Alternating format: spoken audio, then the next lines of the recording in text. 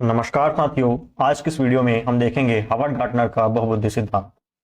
Howard Gartner ने बहुबुद्धि का सिद्धांत दिया था और इस सिद्धांत को सी टेट, सीजी टेट एवं विभिन्न राज्यों के टेट में, साथ ही साथ विभिन्न राज्यों में होने वाली जो शिक्षक भर्ती परीक्षाएं हैं उनमें, तथा जो सेंट्रल जो शिक्षक भर्ती परीक्षाएं लेती है उनमें देखने को मिलता है। इसके साथ ही साथ डीएड एवं बीएड के पाठ्यक्रम में भी हावर्ड गार्टनर का बहुबुद्धि का सिद्धांत शामिल है। आज इस वीडियो में हम हावर्ड गार्टनर के सिद्धांत को एक बहुत ही शॉर्ट तरीके से समझेंगे।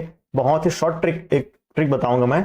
उसके ट्रिक के जरिए आप बहुत ही इजीली इस सिद्धांत को याद रख सकते हैं। तो बिना समय व्यर्थ किए चलिए आगे देखते हैं हावर्ड गार्टनर के सिद्धांत को। हावर्ड गार्टनर के सिद्धांत को समझने के लिए कुछ स्टेटमेंट है जो हावर्ड गार्टनर के, उसको हम पहले देख लेते हैं। हावर्ड गार्टनर ने अपने स्टेटमेंट में जो चीजें कही है उसको मैंने यहाँ पर शॉर्ट में और बहुत सरल शब्दों में यहाँ पर लिख के रखा है, जिसे आप पढ़ सकते हैं। चलिए मैं आपको पढ़ के सुना देता हूँ। हावर्ड गार्टनर ने पारंपरिक जो बुद्धि के एकल आयामी सिद्धांत है उसके स्थान पर बहुबुद्धि सिद्धांत का प्रतिपादन किया था। मतलब हावर्ड गार्टनर ने क्या दिया था? बहुबुद्धि का सिद्धांत दिया था। ये क्लियर? उसके बाद हम देखते हैं, इनके अनुसार कुल 8 प्रकार की बुद्धियां होती हैं। मतलब बुद्धि तो एक ही होती है, लेकिन जो बुद्धि के कार्य करने की जो प्रवृत्ति है वो 8 प्रकार की है। 8 प्रकार के कार्य करती है बुद्धि, इनके बोलने का आशय। अगले स्टेटमेंट हम देखते हैं, बुद्धि का स्वरूप एकाकी ना होकर बहुकार की है। अब देखिए, बहुत प्रकार की बुद्धि होती है, मतलब जो बुद्धि के प्रकार ही हैं उनके कार्य के आधार पर क्या हुआ है, बुद्धि का विभाजन हुआ है। मतलब बुद्धि बहुत प्रकार के कार्य करती है, इनके बोलने का आशय है। बुद्धि क्या होती है? बहुकार की, मतलब एक ही बुद्धि अलग अलग प्रकार के कार्य करती है। मतलब कार्यों के आधार पर बुद्धि को अलग अलग बांटा गया है। आगे हम देखते हैं, इनका स्टेटमेंट है, प्रत्येक बुद्धि एक दूसरे से स्वतंत्र होती है। जो ये 8 प्रकार की बुद्धियां हैं, ये क्या है? एक दूसरे से स्वतंत्र है, एक दूसरे से बंधी हुई नहीं है, एक दूसरे पे डिपेंडेंट नहीं है। अगला स्टेटमेंट क्या है? बुद्धि के विभिन्न प्रकारों में आपस में अंतः क्रिया करने की प्रवृत्ति पाई जाती है। मतलब जो बुद्धियां हैं आपस में स्वतंत्र तो है, लेकिन आपस में अंतः क्रिया करती हैं, मतलब एक दूसरे से जुड़कर कार्य करती हैं। चलिए अब आगे हम देखेंगे एक शॉर्ट ट्रिक के माध्यम से इन बुद्धि के 8 प्रकारों को। इन बुद्धि के 8 प्रकारों को मैं आपको एक शॉर्ट ट्रिक के माध्यम से याद कराऊंगा, और मुझे पूरी गारंटी है, बहुत ज्यादा उम्मीद है कि इन 8 प्रकारों को आप अगर इस ट्रिक से याद करेंगे तो कभी नहीं भूलेंगे। चलिए देखते हैं इन बुद्धि के 8 प्रकारों को। इन 8 प्रकार की बुद्धि को समझने के लिए, याद रखने के लिए एक बहुत ही अच्छी ट्रिक है जो मैं आपको यहाँ पर बताने वाला हूँ। उसके लिए आपको ये डायग्राम है, देखिए यहाँ पर जो डायग्राम है, इससे 2 बच्चे हैं, एक ये बच्चा और दूसरा ये बच्चा, और ये दोनों बच्चे कहाँ बैठे हैं? गार्डन में। पीछे का जो बैकग्राउंड है वो क्या है? गार्डन वाला। पीछे में क्या है? गार्डन। तो गार्डन का बैकग्राउंड है, तो गार्डन से हम ये रिलेट कर सकते हैं हावर्ड गार्टनर। तो पीछे गार्डन है, एक बच्चा स्वयं आप है, ये अपने आप को मान लीजिए आप, मी, और दूसरा जो बच्चा है वो आपका फ्रेंड क्या है? उसका नाम है प्रशांत। एक बच्चा आप स्वयं है और दूसरा आपका फ्रेंड है क्या? प्रशांत। तो आप गार्डन में बैठ के अपने फ्रेंड प्रशांत से क्या मांग रहे हो? भात। ये इसके बाउल में क्या है? भात है यहाँ।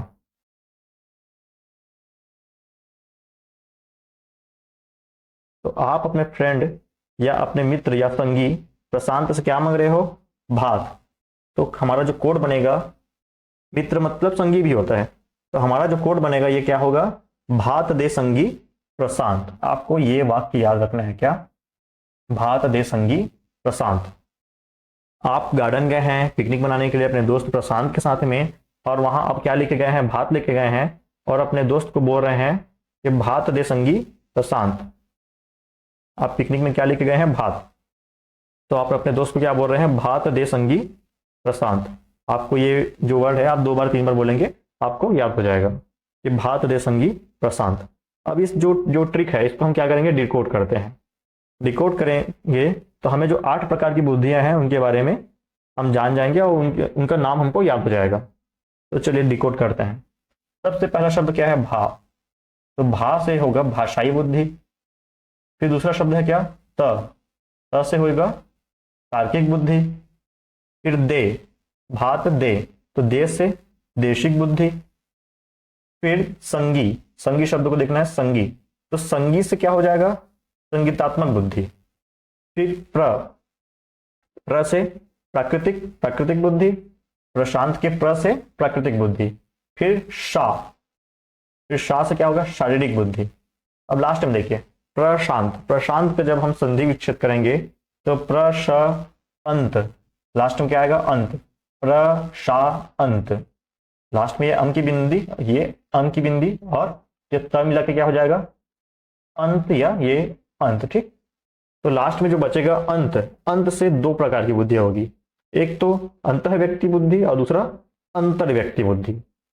तो अगर आप एक बार दो बार इस चीज को देख लेते हैं, क्या कोड है हमारा भात दे संगी प्रशांत, और एक दो बार इसको डिकोड करके देख लेंगे तो आपको ये जो 8 प्रकार की बुद्धि है इनके नाम याद हो जाएंगे। अब इन 8 प्रकार की जो बुद्धि है इसको हम डिटेल देखेंगे। पहले तो आप एक बार दो बार ये पढ़ लीजिए भात दे संगी प्रशांत, और एक दो बार इसको क्या कर लीजिए, बनाकर देख लीजिए, डिकोड करके देख लीजिए।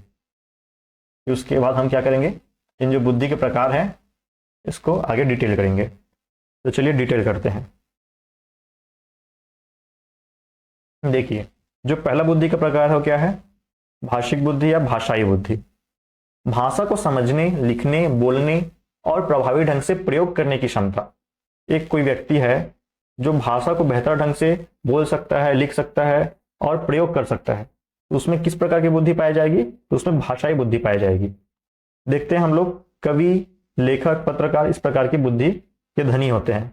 मतलब एक जो कवि होता है उसमें इस प्रकार की भाषाई बुद्धि पाई जाती है कि वो भाषाओं में उसका अच्छा पकड़ होता है, वो अच्छा बोल पाता है, वो लिख पाता है और बेहतर ढंग से भाषा का प्रयोग कर पाता है।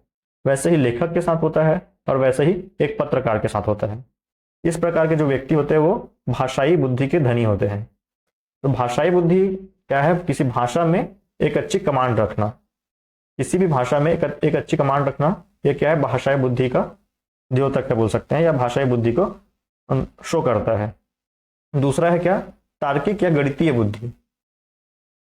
तार्किक या गणितीय बुद्धि नाम से ही स्पष्ट है, तर्क करने की क्षमता या गणित के सवाल सॉल्व करने की क्षमता। तो गणित, तर्क, गणित विश्लेषण और समस्या समाधान की क्षमता इस प्रकार की बुद्धि में होती है। अगर किसी के पास हम बोलेंगे कि उसमें तार्किक बुद्धि है या उसमें तार्किक गणितीय बुद्धि है, मतलब वो तर्क करने में बेहतर है, वो गणितीय सवाल बनाने में बेहतर है और विश्लेषण और समस्या समाधान करने में बेहतर है। इस प्रकार की बुद्धि किसमें पाई जाएगी, तो गणितज्ञों में पाई जाएगी, वैज्ञानिकों में पाई जाएगी और इंजीनियर्स में पाई जाएगी। तो तार्किक बुद्धि, गणितीय बुद्धि उसी को कहते हैं हम लोग, तार्किक बुद्धि या गणितीय बुद्धि तर्क, गणित, विश्लेषण और समस्या समाधान की बुद्धि होती है। अगला हम देखेंगे देशिक बुद्धि। जो हमने देखा था भात दे, तो देश से देशिक बुद्धि आई थी। तो देशिक बुद्धि को ही क्या कहते हैं, दृश्य स्थानिक बुद्धि भी कहते हैं। या तो हम इसको कह सकते हैं देशिक बुद्धि या फिर इसको हम कह सकते हैं दृश्य स्थानिक बुद्धि। तो ये किस प्रकार की बुद्धि होती है, तो देखते हैं इसके बारे में। चित्रों, आकृतियों, स्थानों और आकारों को समझने की क्षमता। देखिए कई व्यक्ति क्या होते हैं कि चित्रों को बेहतर ढंग से समझ पाते हैं, आकृतियों को बेहतर ढंग से समझ पाते हैं और स्थानों को बेहतर ढंग से समझकर याद कर पाते हैं, नक्शा बना पाते हैं, ड्राइंग बना पाते हैं।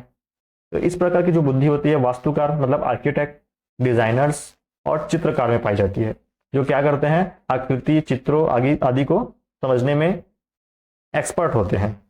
अगला हम देखेंगे संगीतात्मक बुद्धि। भात देश संगी से हमने देखा था संगीतात्मक बुद्धि। तो संगीतात्मक बुद्धि क्या होती है, संगीत, सुर, ताल और ध्वनि की पहचान।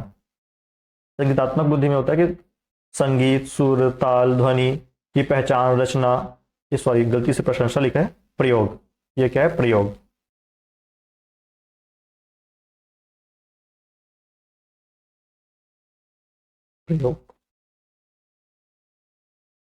तो संगीतात्मक बुद्धि क्या होती है, संगीत, सुर, ताल और ध्वनि की पहचान रखना, उसकी जानकारी रखना, रचना करने की क्षमता और प्रयोग। मतलब संगीत से संबंधित जितनी कलाएं हैं, अगर कोई व्यक्ति इसमें निपुण है तो उसको हम क्या बोलेंगे, संगीतात्मक बुद्धि वाला व्यक्ति बोलेंगे। या यह बोल सकते हैं कि इस प्रकार की बुद्धि इसके लिए उत्तरदायी होती है। संगीतात्मक बुद्धि मतलब संगीत, सुर, ताल की पहचान कर पाना, रचना कर पाना या उसका प्रयोग कर पाना। उदाहरण देखते हैं, गायक, संगीतकार या वादक। मतलब कोई अगर म्यूजिशियन है जो बजाता है, या कोई सिंगर है जो गाता है, या कोई वादक है जो किसी भी प्रकार का इंस्ट्रूमेंट बजाता है, और बेहतर बजाता है, अच्छा बजाता है, मतलब उसमें एक संगीतात्मक बुद्धि की मात्रा ज़्यादा है, उसमें संगीत की समझ है, उसमें संगीत को प्रयोग कर पाने की क्षमता है।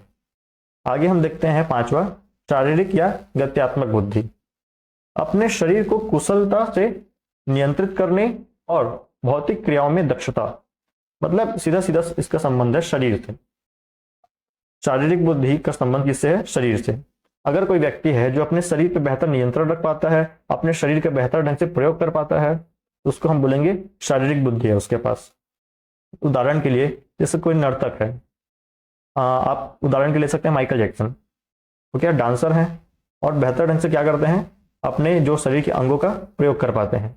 जैसे कोई खिलाड़ी है, जैसे कोई बैट्समैन, जैसे धोनी, सहवाग या कोई भी, जो बेहतर ढंग से क्या करते हैं, अपने हाथ का प्रयोग कर पाते हैं, कलाइयों का प्रयोग कर पाते हैं, या किसी भी शारीरिक गतिविधि में बेहतर ढंग से परफॉर्म कर पाते हैं, प्रयोग कर पाते हैं, वो क्या होते हैं? शारीरिक बुद्धि के धनी होते हैं। उनमें शारीरिक बुद्धि होती है, मतलब ज्यादा होती है शारीरिक बुद्धि।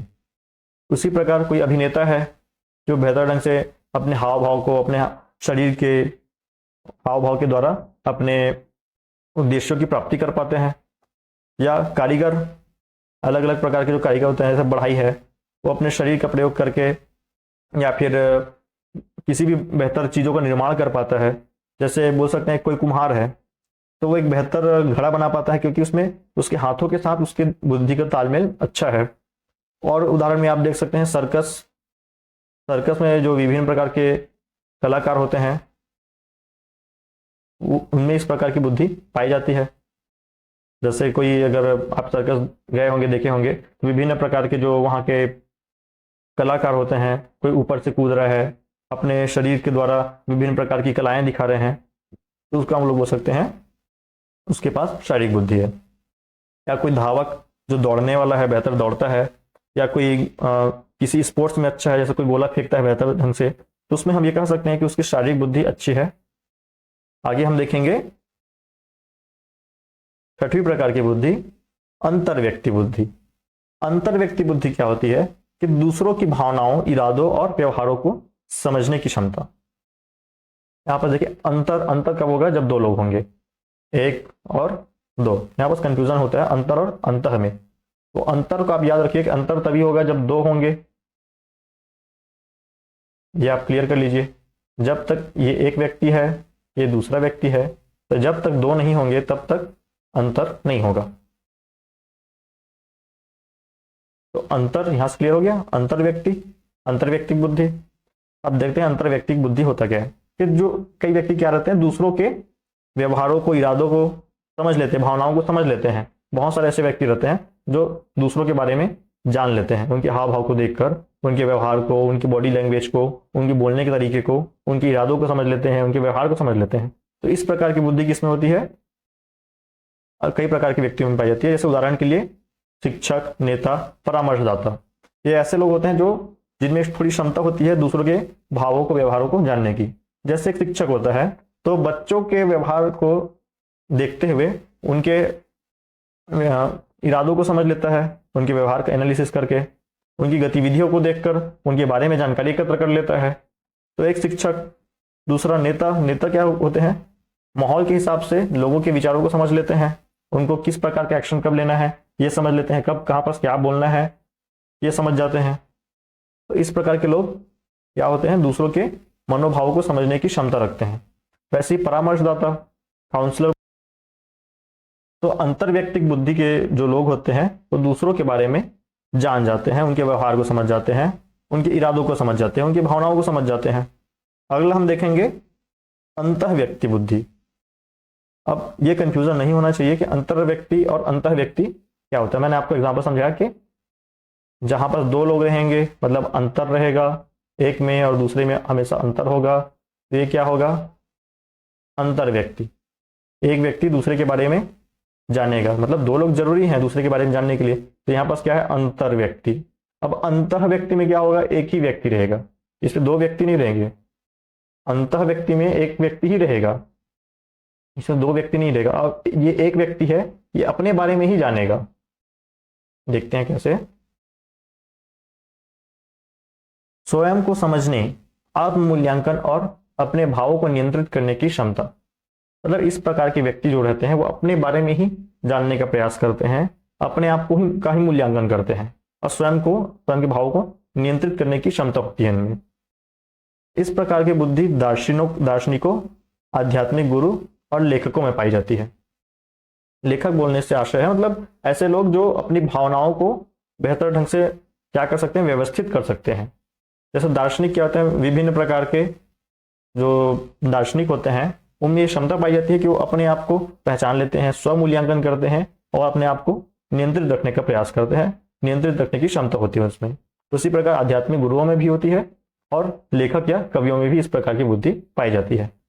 अगला हम देखेंगे प्राकृतिक बुद्धि। प्राकृतिक बुद्धि क्या होती है? प्रकृति, पेड़ पौधों, जानवरों और पर्यावरण को समझने की क्षमता या उसमें उनको समझने की रुचि। प्रकृति के बारे में जानने और समझने की क्षमता या रुचि। प्रकृति मतलब पेड़ पौधे और जानवर, पर्यावरण इत्यादि। तो स्पष्ट है कि उदाहरण क्या होंगे इसके? किसान। किसान क्या होता है कि उसको प्रकृति की समझ होती है, उसको प्रकृति में रुचि होती है, कब किस समय कौन सा अनाज बोना चाहिए, कौन सा फसल कब लगाना चाहिए, कब उसको खाद देनी चाहिए और किस प्रकार उसकी देखरेख करनी चाहिए। इस प्रकार की उसमें क्या होती है, समझ होती है किसान में। जीव वैज्ञानिक में भी होती है, वो भी विभिन्न प्रकार के पशुओं के बारे में जानकारी रखने में उनको रुचि होती है, उनकी समझ होती है। वैसी पर्यावरणविद मतलब पर्यावरण के जानकारों को होती है।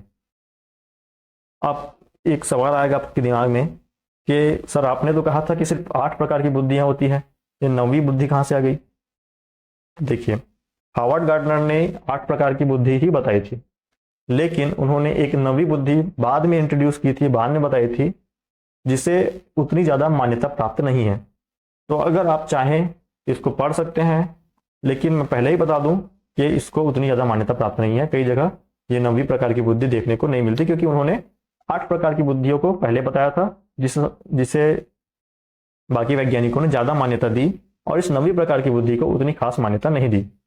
फिर भी देख लेते हैं कि 9वीं प्रकार की बुद्धि क्या है। देखिए, 9वीं प्रकार की बुद्धि क्या है? अस्तित्वात्मक बुद्धि। तो अस्तित्वात्मक बुद्धि क्या होती है? अपने स्वयं को पहचानने और समझने की बुद्धि। जीवन, मृत्यु, अस्तित्व और ब्रह्मांड से जुड़े गहरे प्रश्नों पर सोचने की क्षमता या उसमें जिनकी रुचि होती है, उसको हम कह सकते हैं कि उनमें क्या है? अस्तित्वात्मक बुद्धि है। उदाहरण के लिए दार्शनिक और आध्यात्मिक चिंतक, मतलब ऐसे व्यक्ति, ऐसे लोग जो जीवन, मृत्यु या लोक परलोक के बारे में सोचते हैं या जानने की इच्छा रखते हैं, उसको हम लोग बोल सकते हैं अस्तित्वात्मक बुद्धि। तो उम्मीद है आपको जो हावर्ड गार्डनर की जो हमने सिद्धांत और जो 8 प्रकार बताए हैं बुद्धि के, आपको क्लियर हो गया होगा। तो आज की वीडियो में बस इतना ही करते हैं, जल्द ही मिलेंगे किसी नए वीडियो में। और अगर आपको हमारी वीडियोस अच्छी लगती हैं तो आप बिल्कुल कमेंट कीजिए और हमें बताएं कि आपको हमारी वीडियो में क्या चीज़ें अच्छी लगती है और क्या हम बेहतर कर सकते हैं। अगर आपको किसी भी प्रकार का कोई डाउट रहता है तो आप हमें डाउट भी बताएं, अपने सजेशंस भी बताएं। और अगर आपको हमारी वीडियो अच्छी लगती है, आज की वीडियो से आपने कुछ सीखा है, तो हमारे चैनल को सब्सक्राइब कीजिए। अगर आज का वीडियो भी आपको अच्छा लगा है तो आज की वीडियो को लाइक कीजिए। अपना फीडबैक और अपना कीमती समय देने के लिए आप बहुत बहुत हम आपके शुक्रगुजार हैं। और साथ ही साथ आप एक बेहतर कमेंट कर सकते हैं, जिससे कि हमें मोटिवेशन मिले। तो आज के लिए बस इतना ही, जल्द ही मिलेंगे किसी नए वीडियो में। तब तक के लिए जय हिंद।